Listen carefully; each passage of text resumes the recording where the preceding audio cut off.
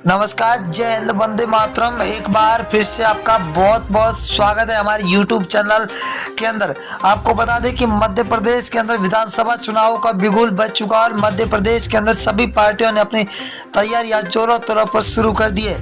अब आपको यह भी बता दें कि मध्य प्रदेश के अंदर अब कम ही समय बचा है विधानसभा चुनाव में। विधानसभा चुनाव से पहले ही सबसे बड़ा ओपिनियन पोल सर्वे जारी हो चुका है। इस सर्वे को देखते हुए सभी पार्टियों ने अपनी तैयारियां जोरों तौरों पर शुरू कर दिए। क्या वाकई में अब की बार मध्य प्रदेश के अंदर सत्ता परिवर्तन की लहर आने वाली है या फिर तीसरे मोर्चे की सरकार बनने वाली है? सी वोटर सर्वे और फलोदी सट्टा बाजार की बात करें तो हाल ही में हुआ सबसे बड़ा सर्वे जारी हुआ 230 सीटों का।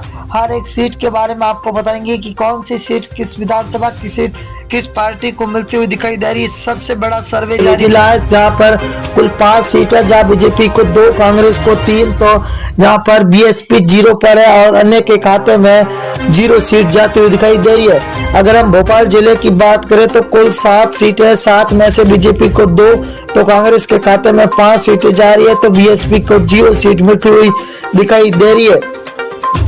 धार जिला की बात करें तो धार जिले के अंदर कुल 7 सीटें, 7 में से बीजेपी को 4, कांग्रेस को 3 और बीएसपी को यहाँ पर 0 सीट मिलती हुई दिखाई दे रही है। सतानाथ जिले की बात करें तो कुल 7 सीटें, 7 में से बीजेपी को 3, कांग्रेस को 4 सीट और बीएसपी को 0 सीट मिलती हुई दिखाई दे रही है। अगर हम सीधी जिला की बात करें तो कुल 4 सीटें, 4 में से बीजेपी को 1 सीट मिल रही है, वही कांग्रेस के खाते में 3 सीटें जा रही है, तो बीएसपी को यहाँ पर 0 सीट मिलती हुई दिखाई दे रही है। अगला जिला है सिवनी जिला, जहाँ पर कुल 4 सीटें, बीजेपी को 2, कांग्रेस के खाते में 2, तो यहाँ पर बीएसपी को 0 सीट मिलती हुई दिखाई दे रही है। अगले जिले की बात करें तो बड़वानी जिला है, जहाँ पर कुल 4 सीटें, 4 में से बीजेपी के खाते में 1 सीट जाती हुई दिखाई दे रही है, तो कांग्रेस को 3 सीट, वही बीएसपी के खाते में 1 सीट जा रही है, तो अन्य के खाते में 0 सीट मिलती हुई दिखाई दे रही है। अगर हम सागर जिले की बात करें तो 8 सीट है, जहाँ पर बीजेपी को 3, तो कांग्रेस के खाते में 5 सीट जा रही है, तो बीएसपी को यहाँ पर 0 सीट पर संतोष होना पड़ रहा है। अगला जिला है शिवपुरी जिला, जहाँ पर कुल 5 सीटें, 5 में से बीजेपी को 4 सीटें मिल रही है, तो कांग्रेस के खाते में 3 सीट, वही बीएसपी को यहाँ पर 0 सीट मिल रही है, तो अन्य के खाते में भी 0 सीट। बैतूल जिला है, बैतूल जिले के अंदर कुल 5 सीटें, 5 में से बीजेपी को 2 और कांग्रेस के खाते में 3 सीटें जा रही है, तो यहाँ पर बीएसपी को यहाँ पर 0 सीट मिलती हुई दिखाई दे रही है।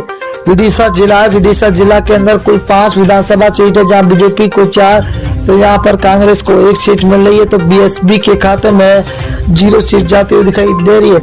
अगर हम राजगढ़ जिला की बात करें तो कुल 5 विधानसभा सीट है, बीजेपी को 2, कांग्रेस के खाते में 3, तो बीएसपी को यहाँ पर 0 सीट मिल रही है, तो अन्य के खाते में 0 सीट। अगर हम ग्वालियर जिला की बात करें तो यहाँ पर कुल 6 विधानसभा, जहाँ बीजेपी को 2, तो कांग्रेस के खाते में 0 सीट जा रही है, तो यहाँ पर बीएसपी का खाता खुलता हुआ 1 सीट मिलती हुई दिखाई दे रही है। अगर हम देवारा जिला की बात करें तो देवारा के अंदर कुल 5 विधानसभा, जहाँ बीजेपी को 1, कांग्रेस को 4, तो बीएसपी के खाते में 0 सीट मिलती हुई दिखाई दे रही है, तो अन्य को यहाँ पर 0 मिलती हुई दिखाई दे रही है। उज्जैन जिला है, उज्जैन के अंदर कुल विधानसभा 7 सीटें, जहाँ बीजेपी को 5, कांग्रेस को 2, तो बीएसपी के खाते में 0, तो अन्य के खाते में भी 0 सीट जाती हुई दिखाई दे रही है। अगर हम जबलपुर जिले की बात करें तो 8 विधानसभा सीट है, जहाँ बीजेपी को 3, कांग्रेस को 5, तो बीएसपी के खाते में 0 सीट मिल रही है, तो अन्य को भी यहाँ पर 0 सीट मिल रही है। अगर हम कटनी जिला की बात करें तो कटनी जिले के अंदर 4 विधानसभा, यहाँ पर बीजेपी और कांग्रेस को 2-2 सीटें मिलती हुई दिखाई दे रही है, तो बीएसपी और अन्य के खाते में 0 सीट मिलती हुई दिखाई दे रही है। इंदौर जिला की बात करें तो इंदौर जिले के अंदर कुल 9 विधानसभा, जहाँ बीजेपी को 3, कांग्रेस को 6, तो बीएसपी के खाते में 0 सीट जाती हुई दिखाई दे रही है। अगले जिले की रुख करें तो छिंदवाड़ा जिला है, जहाँ पर कुल विधानसभा 7 सीट है, जहाँ बीजेपी को 1, कांग्रेस के खाते में 6, तो बीएसपी को 0 सीट मिल रही है, तो अन्य के खाते में 0 सीट जाती हुई दिखाई दे रही है।